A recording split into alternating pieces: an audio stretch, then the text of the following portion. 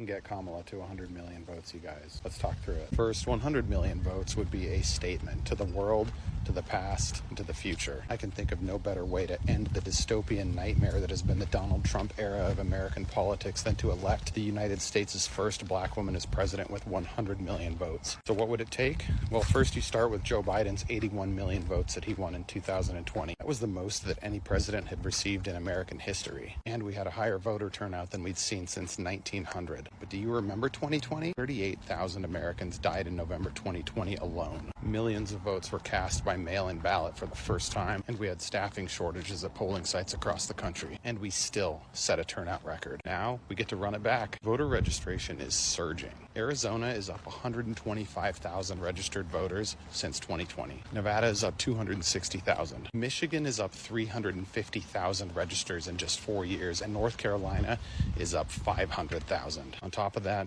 Taylor Swift's endorsement of Kamala Harris drove over 400,000 visits to vote.org. So the million-dollar question, who are all these new voters registering to vote for? Are these new voters who didn't vote for Trump in 2016 or 2020, and now after January 6th and after all of his felony convictions, they're suddenly going to vote for him?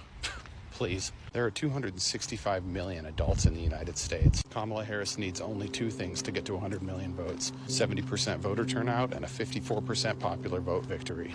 That's it. But how do we get there? Well, first, no blue vote stays home. Any state, doesn't matter. 15 of the 20 most populous states are blue states, and 9 of those 15 states, Biden won by double digits. On top of that, there are 20 deep red states. If you're in one of these safe states, red or blue, don't just vote for Harris. Vote for history. When we hit 100 million votes, you're going to want to say that you were one of them. Then consider the impact of 100 million Democratic votes. A blue House, a blue Senate, 160 ballot initiatives, all tipping in the blue direction. Not to mention hundreds and hundreds of local and state elections that will impact your community personally. 100 million votes for Kamala Harris would break the polls, break the models, break the cycle, and most importantly, break Donald Trump. And it's right there for us to grab.